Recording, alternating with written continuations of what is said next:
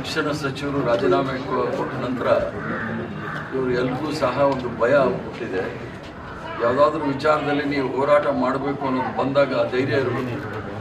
FIR ಆದಾಗ ಅದನ್ನು ಸ್ವೀಕಾರ ಮಾಡಿ ಕೋರ್ಟಲ್ಲೂ ಸಹ ಆ ಕೋರ್ಟಲ್ಲಿ ವಾದ ವಿವಾದಗಳು ಮಾಡಲಿಕ್ಕೆ ತಯಾರಾಗಬೇಕು. ಅರ್ಧಂಬರ್ಧ ಮಾಡೋಕ್ಕೆ ಹೋದಾಗ ಇದೇ ಆಗೋದು.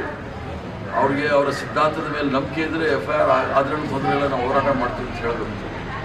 ಇನ್ನು ರಾಮ ಮಂದಿರದ ವಿಚಾರದಲ್ಲೂ ಸಹ ಯಾರೂ ಸಹ ಅಯೋಧ್ಯೆಯಲ್ಲಿ ಇವರು ಯಾರೂ ಸಹ ಭಾರತೀಯ ಜನತಾ ಪಾರ್ಟಿ ಜನಸಂಘದವರು RSS ಅವರು ಪ್ರಾಣ ಕಳ್ಕೊಂಡಿರಲಿಲ್ಲ.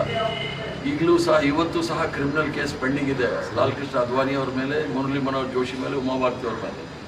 ಆ ಥರ ಇವ್ರಿಗೇನಾದರೂ ಧೈರ್ಯ ಇದ್ದರೆ ಪೊಲೀಸ್ ಅವರು ಏನು FIR ಮಾಡಿದ್ದಾರೆ ಅದನ್ನು ಧೈರ್ಯವಾಗಿ ನ್ಯಾಯಾಲಯದಲ್ಲಿ ಎದುರಿಸಬೇಕೇ ವಿನಃ ಈ ಥರ ಜನಗಳು ಸೇರಿಸ್ಕೊಂಡು ಕೂಗಾಡೋಕ್ಕೆ ಇದೇನು ಆಫ್ರಿಕನ್ ಕಂಟ್ರಿ ಅಲ್ಲ ಅಥವಾ ನಾರ್ತ್ ಕೊರಿಯಾ ಅಲ್ಲ. ಅದೇ ಅವ್ರಿಗೆ ಮುಸ್ಲಿಮು, ಪಾಕಿಸ್ತಾನ, ಮಚಲಿ, ಮಟನ್ನು, ಮಂಗಲಸೂತ್ರ ಅಂದ್ರೆ ಅದು ಬಿಟ್ಟರೆ ಬೇರೆ ಏನು ರಾಜ್ಯದ ಬಗ್ಗೆ ದೇಶದ ಬಗ್ಗೆ ಗೊತ್ತೇ ಇಲ್ಲ.